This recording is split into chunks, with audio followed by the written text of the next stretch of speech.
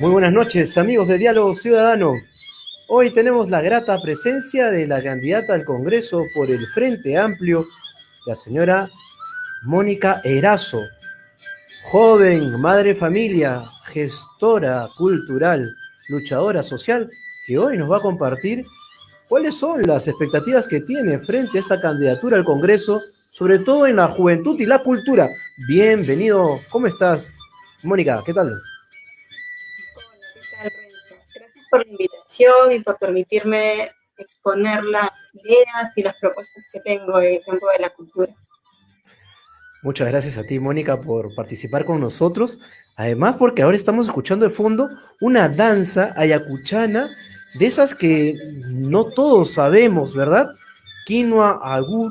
Y me decías que tú, dentro de tu larga trayectoria como gestora cultural, también has comenzado a impulsar grupos de danza, grupos de jóvenes. Y en esta relación con los jóvenes y con la cultura, ¿qué es lo más valioso que has rescatado en este tiempo? Lo más valioso y que es lo que me movió desde que inicié, cuando me encontré con el mundo de las danzas, estaba haciendo un trabajo para lo que en ese momento era el Consejo de Cultura e Identidad Local de Comas, y la idea era hacer un mapeo de instituciones culturales. Y así me encontré entrevistando a grupos de teatro, de danza, artistas en general. Me encontré con el mundo del folclore. Y ahí conocí al primer grupo al que pertenecí, cuyo director es Yuri Franco y Ari Perú. La danza que estaba como fondo hace un ratito es Quinoa Gui, que es un guaylas antiguo del centro. Y a partir de esa experiencia, luego unos años después, formamos una agrupación que se llamó Hatun Yakta, que reunía jóvenes de distintas partes de Comas. Y ya contestando tu pregunta, en esa experiencia, uno lo que más palpa es el valor identitario y social que tiene este tipo de proyectos, ¿no? Porque es como que los jóvenes los sacas de la posibilidad de que se reúnan en espacios más vinculados, por ser una zona vulnerable, más vinculado a la violencia de repente, y más bien nos encontrábamos para hacer danzas, para compartir, para celebrar nuestro aniversario. Y otra de las cosas que rescato de esa experiencia es cómo es que nos avanzábamos y crecíamos haciéndonos casi solitos, ¿no? La presencia del Estado en apoyo a lo que hacía casi no existía. Y también era por lo que también pude experimentar, porque necesitábamos hacernos más visibles. Y en realidad eso es lo que también quiero traer como propuesta. Tú postulas por Lima, Mónica, y postulas por una Lima que tal vez en muchos aspectos está bastante dividida, ¿no? Entre los que tienen un origen provinciano y otros que tienen una trayectoria, origen netamente históricamente limeño, los distritos de Lima que tienen absolutamente todos los servicios cubiertos. Pero en esta otra Lima donde tú has hecho esta gestión cultural, ¿cuáles son las necesidades de esta población? Las necesidades de los jóvenes bicentenarios de todo, del Cono Norte, de Comas, que a veces solamente vemos algunas noticias, digamos, en la tele porque muchas veces están invisibilizados, ¿no? O sea, no sabemos cuántos grupos culturales existen, no sabemos dónde están haciendo su deporte, dónde es el espacio de encuentro de ellos, ¿no? Sí, es correcto lo que tú señalas. Y esa es una de las primeras cuestiones que yo creo que es por las que debemos partir. El año pasado se aprobó la Política Nacional de Cultura. Y la Política Nacional de Cultura parte justamente de reconocer lo que tú acabas de decir. No sabemos exactamente cuántos grupos culturales hay, cuál es la diversidad de esos grupos culturales. Y eso, en buena cuenta, es un trabajo que hay que hacer. El problema y el detalle es que los grupos ya hemos experimentado distintas iniciativas de registro, tanto desde espacios de sociedad civil como desde el mismo municipio a veces, ¿no? La Gerencia de Desarrollo Humano, la Subgerencia de Cultura siempre han querido tener un listado de grupos, pero no con una mirada estratégica, sino con una mirada sobre todo de, vamos a inaugurar la losa deportiva, entonces llamamos al grupo para que baile, ¿no? En la inauguración, y luego por ahí un refrigerio rápido y después nada más. Y entonces, claro, para ¿Te nosotros has es dado cuenta, Mónica, que hasta en eso, a los jóvenes simplemente que hacen arte, que hacen danza, que hacen cultura, simplemente lo llaman para para maquillar un poco la situación. Mira qué lindo, y de ahí ya toma tu pan con pollo, tu Inca Kola y chao. O sea, me olvido de ti. eso es algo que creo que tenemos que comenzar a cambiar.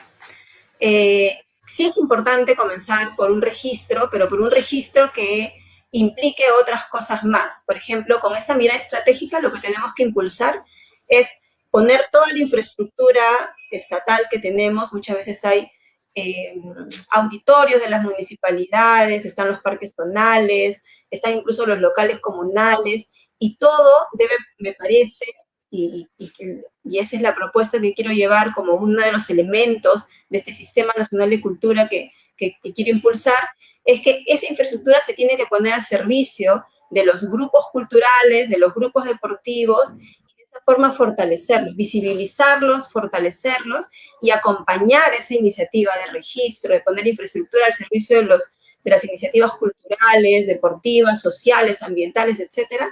Tiene que haber un programa, en el caso del arte, de creación de público, que también lo señala el Plan Nacional de Cultura. Necesitamos. Hoy en día existe, seguramente lo sabes también, la Ordenanza de Cultura Viva Comunitaria y la ley que crea el registro como puntos de cultura. Digamos, los beneficios de inscribirte es que estás como apto para poder participar de los fondos concursables que puedan financiar tus proyectos. Y eso es algo importante. El presupuesto todavía es muy bajo para tanto en A las... eso, a eso quería plantearte, Mónica, porque tú postulas al Congreso de la República. Entendemos que además la campaña presidencial con Marco Arana igual está en carrera. eh, pero básicamente lo que quería consultarte es, desde el Congreso, ¿qué se puede hacer mediante iniciativas legislativas para poder fortalecer estos espacios culturales o esta relación con el Ejecutivo, ¿no?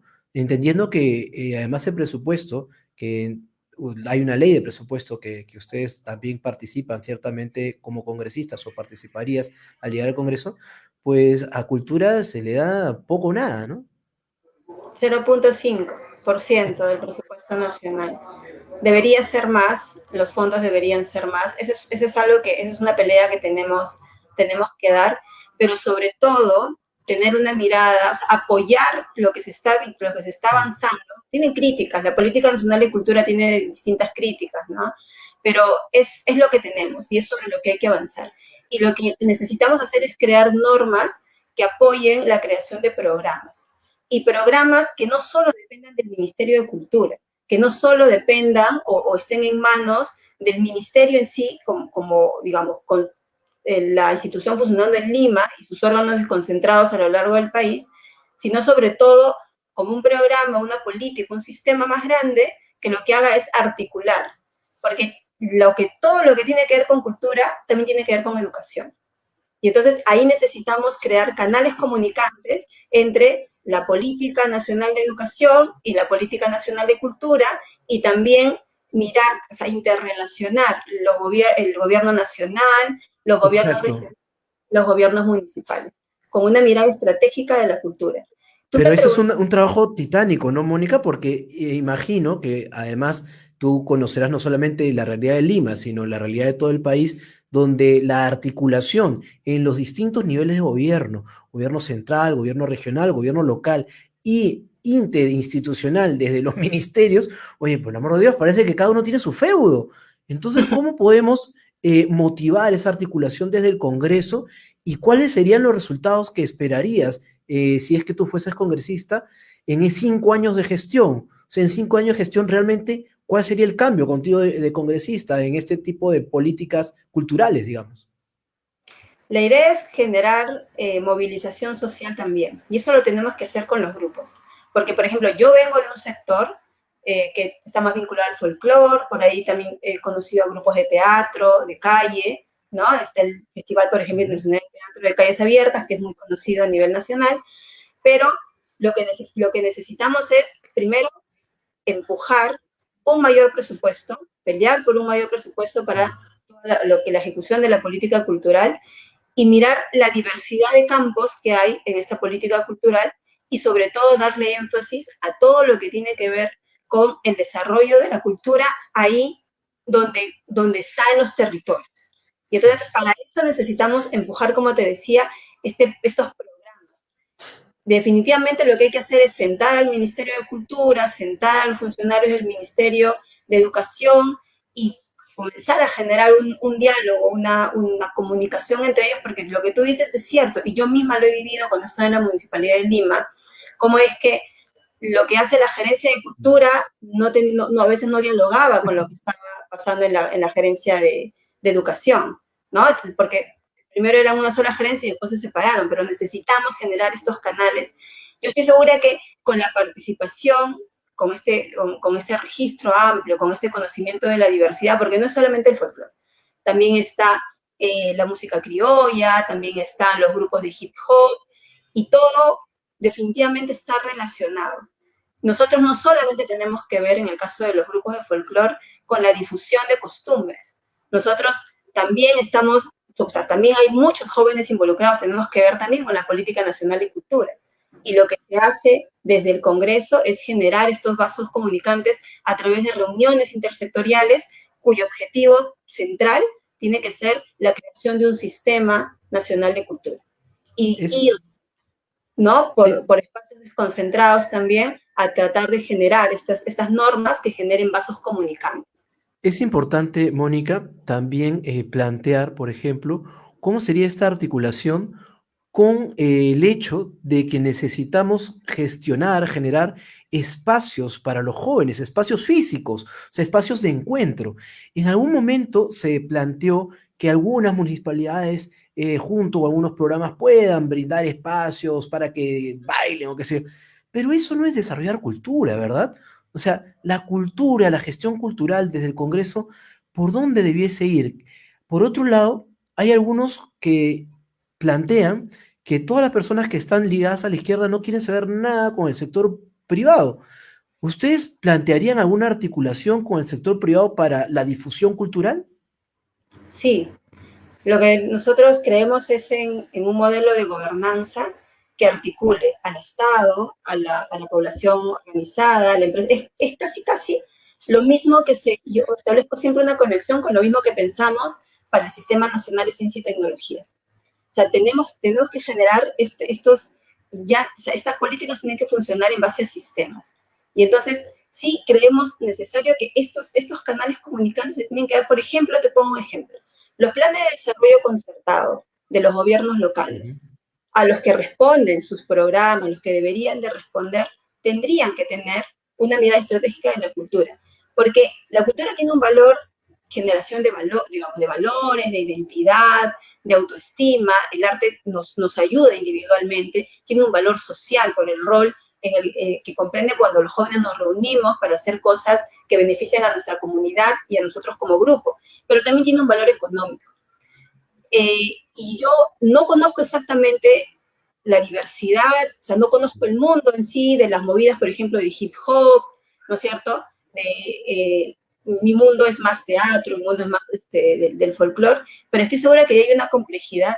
Y, por ejemplo, en el caso del sector del que yo vengo, ese valor económico, que en otros países se llama las industrias creativas, Ajá. la economía creativa, es lo que hace que visibilices que, por ejemplo, detrás de un concurso de danzas hay gente, está el microempresario o el empresario que hace los vestuarios, el que los alquila, nos transporta, contratamos un bus para que nos transporte, se dinamiza todo el tema de la compra de merchandising, de polos, mandamos a hacer nuestros polos para marcar nuestra identidad como grupo.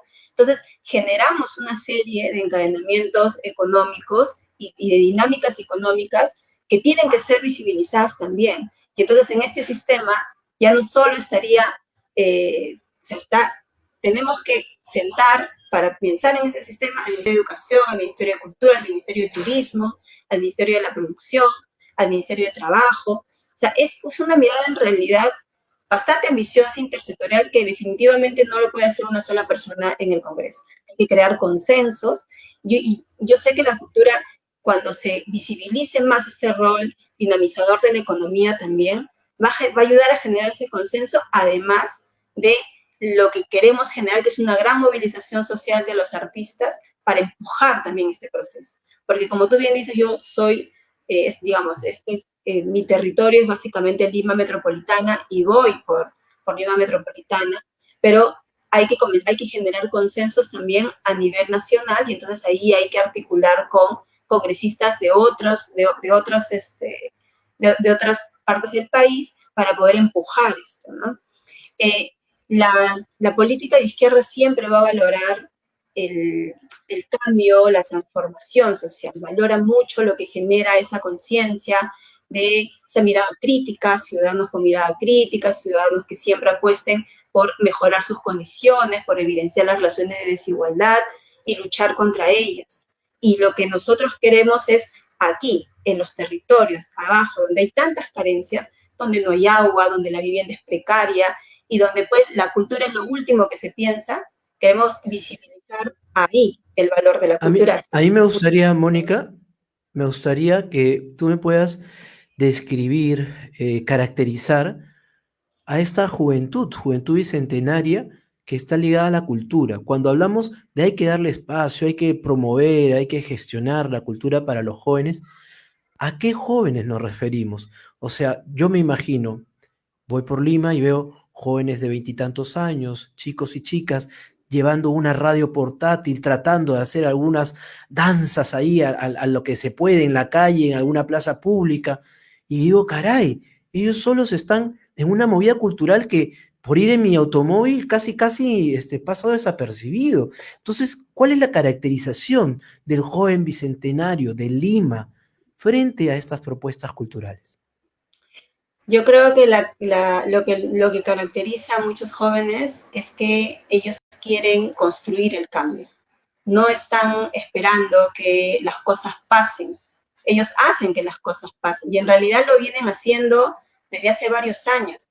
Antes, cuando yo comencé este mapeo solamente en comas, imagínate un distrito chiquito, me percaté que, por ejemplo, antes los grupos de teatro, los grupos culturales estaban muy ligados a toda la movida de izquierda, porque había toda Ujú. digamos, una movida por revalorar lo andino, ¿no? Era muy fuerte esto y estaba muy politizado. En estos tiempos ya no es tanto una cuestión de izquierdas, ¿no? A tal punto era el tema que obviamente cuando ocurrían los operativos en esto de la lucha contra el terrorismo, si veían a alguien con una chuspa, ¿no? Que practicaba alguna danza, que pertenecía a algún grupo de teatro con alguna señalcita, seguramente es de sendero, ¿no? Las alertas siempre se levantaban. Hoy en día lo que tenemos son jóvenes que desde la diversidad cultural, desde lo que les toca vivir, recrean y construyen su propia identidad a partir de distintos elementos. Si tú miras los grupos de folclore, no es solamente, digamos, el valor no es solamente traer la tradición y rescatarla, es apropiarse de la tradición, darle un contenido desde su propia identidad, donde se cruza lo tradicional y lo moderno y forma esto que muchos científicos sociales llaman lo híbrido, ¿no? Donde puedes ver distintos tiempos, ¿no? De nuestra historia ahí, conviviendo, Cuando, conviviendo juntos. Cuando tú mencionas precisamente esta característica híbrida de tiempos, espacios, eh, tipo de percepción de la realidad, digamos, yo recuerdo manifestaciones en las cuales podríamos caracterizar algunos tipos de jóvenes y adultos también, dicho sea de paso, pero que proponían algo. Por ejemplo, desde marcha por la vida, por ejemplo, que es una caracterización particular, hasta marchas de Ni Una Menos, hasta Fuera Merino, ¿no? Por lo menos, o la ley Pulpín, digamos, que han movilizado en diferentes niveles, pero han movilizado a muchísimos hombres y mujeres y sobre todo jóvenes, jóvenes bicentenarios, jóvenes de veintitantos años, y se han movilizado bajo algún paraguas cultural, Cultural me refiero a forma de concebir esa relación con el país, con su propio medio ambiente. ¿Es posible conciliar estas diferentes miradas del país mediante la cultura? Yo creo que sí. Igual, digamos, esta diversidad tiene que aprender a convivir, ¿no es cierto? Y lo que necesitamos garantizar es esa unidad de los artistas, pero esa unidad que reconozca nuestra diversidad. O sea, en la medida que logremos construir, por ejemplo, logremos revisar la Ley Nacional del Artista y plasmar en esa ley toda nuestra diversidad artística que tenemos en el país, yo creo que sí es posible avanzar en consensos. Siempre, definitivamente, va a haber distintas tendencias y eso está bien, pero desde el campo de la cultura tenemos la posibilidad de transformar incluso nuestra propia cultura política. Ese es también un reto. Esta cultura que nos lleva siempre a estarnos dividiendo, ¿no? O con lo que refleja el Congreso hoy, esto de simplemente llegar a un cargo público para velar por intereses privados de grandes empresas, ¿no? O para tapar actos de corrupción, buscar impunidad. O sea, incluso a eso, desde estos procesos de abajo para arriba, como mucho nos gusta pensar a nosotros en la izquierda, desde estos procesos así movilizadores, transformamos eso también.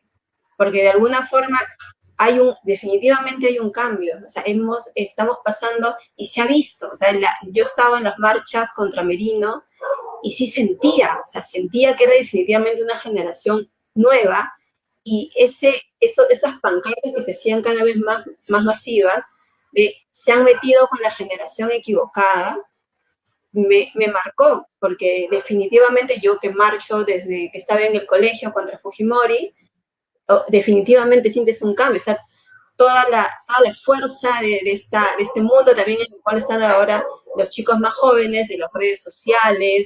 Te hacía esa pregunta, Mónica, precisamente porque a raíz de estos últimos acontecimientos, y además no solamente es un fenómeno peruano, sino también donde se ha manifestado mediante redes sociales, hemos visto que una diversidad no solamente de chicos y adultos que vienen de diferentes barrios, sino también bajo una consigna democrática, pueden mezclarse diferentes formas de concebir la propia realidad social, ¿no?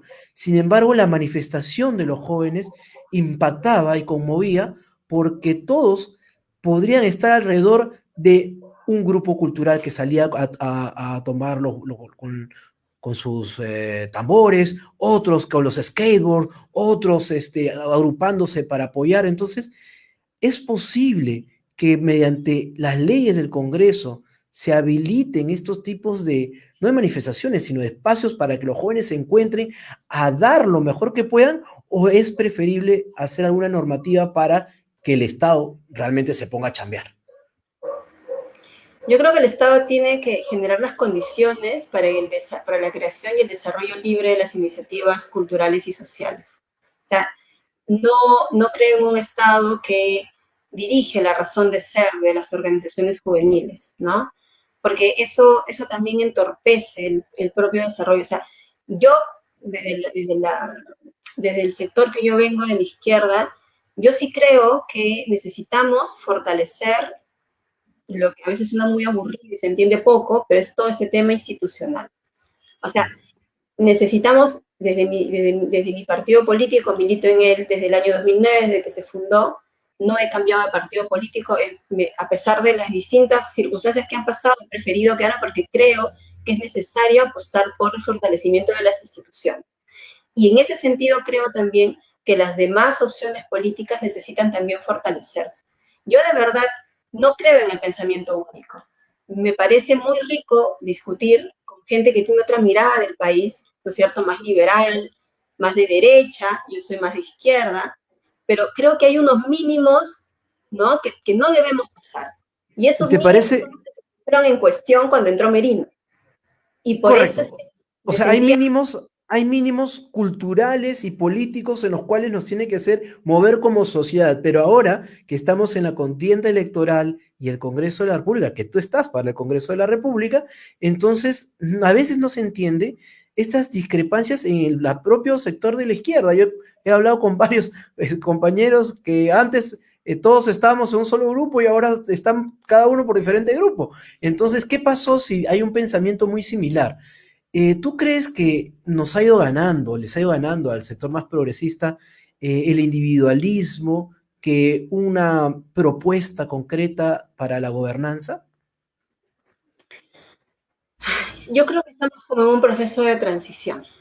Mm. Mira, tuvimos una experiencia de unidad para Ujú, las elecciones pasadas, con Verónica como cabeza, como candidata a la ujú. presidencia, hubieron elecciones internas, ¿no es cierto? Se eligió, tuvimos de verdad una bancada para mí de calidad. Fueron muy buenos congresistas, salvo uno por ahí cuyo nombre no recuerdo, pero me parece que en el Congreso se dio la talla.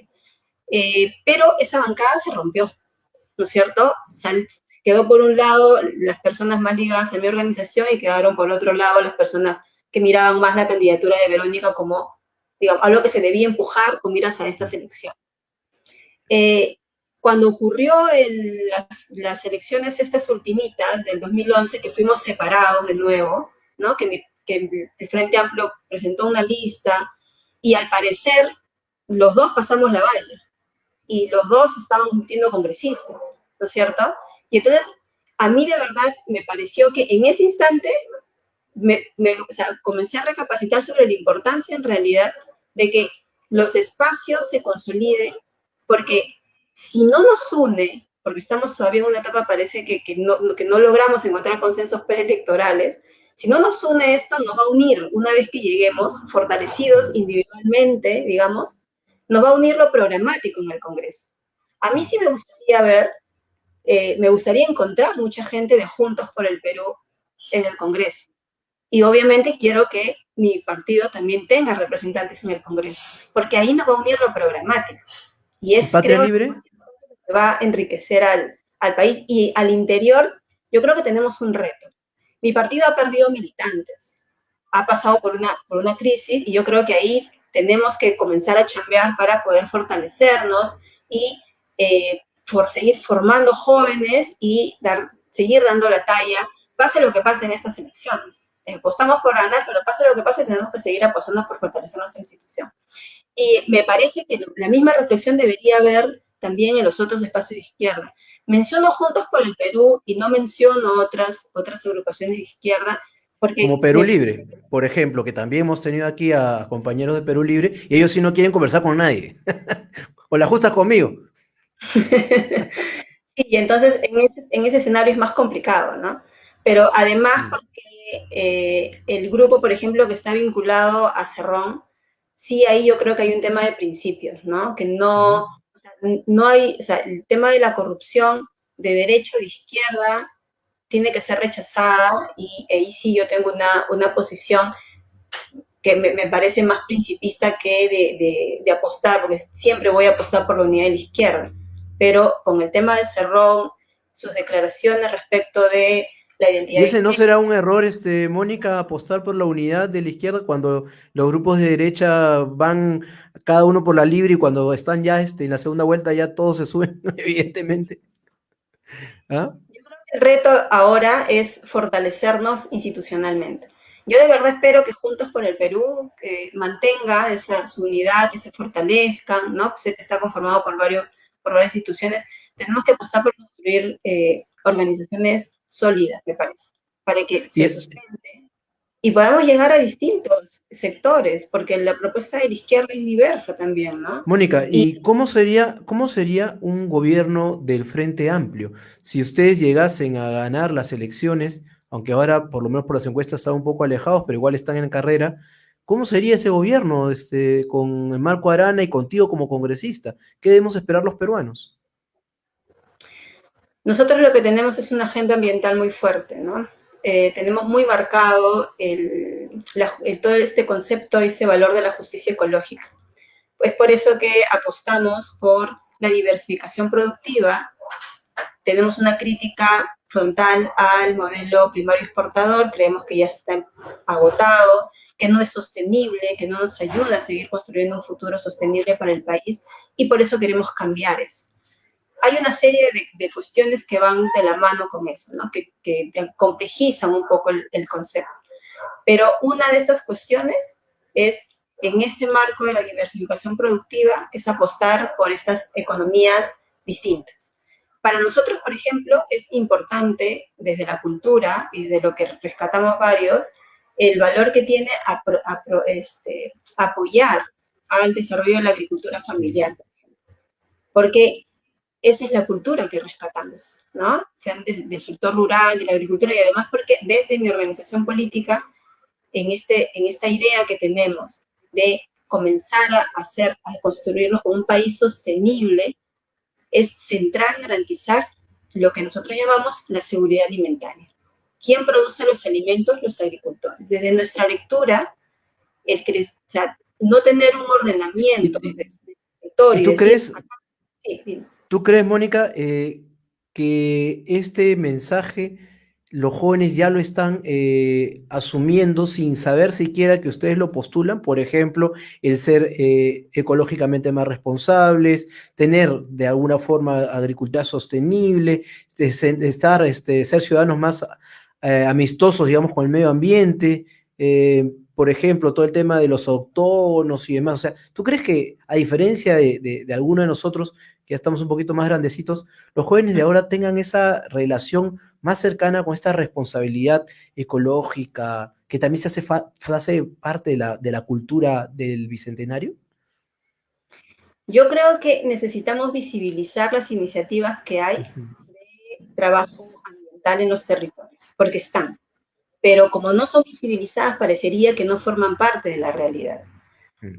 Nosotros, por ejemplo, estamos postulando en la lista también a Rogelio Ramos, que es un joven de Comas también, que ha transformado un espacio lleno de desmonte en su barrio en un espacio verde, con espacios de lectura para niños, donde se hacen talleres.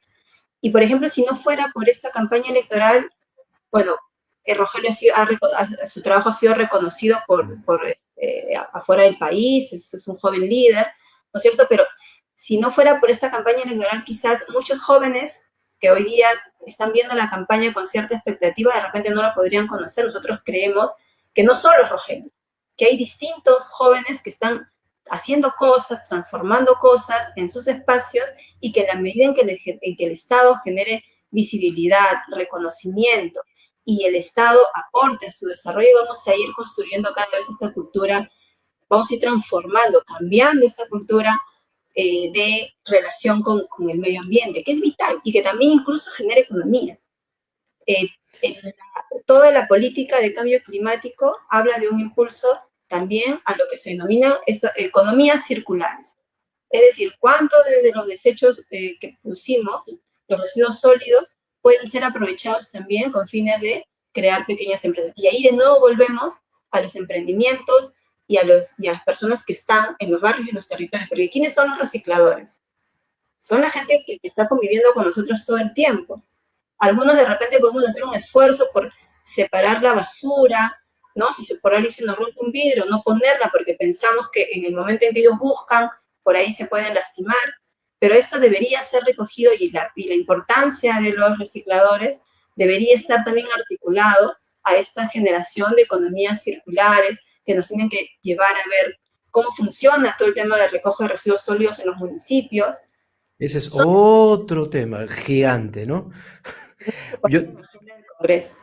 Perfecto, muchísimas gracias Mónica Erazo por estar en Diálogo Ciudadano, te deseo mucha suerte y bastante ánimo para afrontar lo que falta de la campaña, sobre todo porque estas propuestas tienen que calar en los diferentes partidos políticos, no solamente es exclusividad del Frente Amplio. Muchísimas gracias.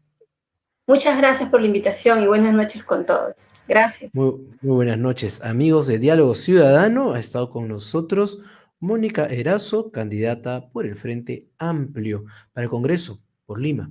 Nos ha planteado temas súper importantes. Primero, la gestión de la cultura no solamente es hacer un plumazo, dos, tres normas y se acabó. Es la articulación entre los diferentes niveles del Estado y el empoderamiento de los ciudadanos en estos espacios culturales. Lo ha planteado clarísimo Mónica. Por otro lado, hay ciertos matices en la izquierda, sin embargo, hay programas que pudiesen seguir. Uno de esos programas que plantea el Frente Amplio, según nos cuenta Mónica, es esta cercanía con la responsabilidad ecológica y poner además a la agricultura familiar como parte de una política más agresiva para poder hacerla sostenible. Sin embargo, es importante además rescatar que muchos jóvenes aún no conocen sobre estas propuestas y aún se dejan llevar por algunos prejuicios porque precisamente algunos líderes políticos han ido estigmatizándose y estigmatizando a otros sobre lo que significa ser una persona de izquierda en el siglo XXI. Entonces, si bien Frente Amplio tiene algunas posibilidades un poco más remotas, para ganar las elecciones, sí es importante compartir este video, compartir las propuestas y compartirla con el resto de políticos, porque más allá de las personas, estas ideas de sostenibilidad ambiental, sostenibilidad ecológica, esta relación con el medio ambiente, es algo que algunos adultos aún no comprenden, pero está muy presente en la generación bicentenario. Amigos, hasta aquí ha sido la edición de Diálogo Ciudadano el día de hoy y nos vemos mañana con más empoderamiento ciudadano. Gracias a todos. Escríbanos si quieren participar del diálogo con sus propuestas. Necesitamos más Mónicas aquí, más mujeres valientes, madres luchadoras, gestoras culturales que se atrevan a participar en política, que se atrevan a debatir y que se atrevan a impulsar estas políticas que a veces no las queremos ver. Muchísimas gracias. Chao.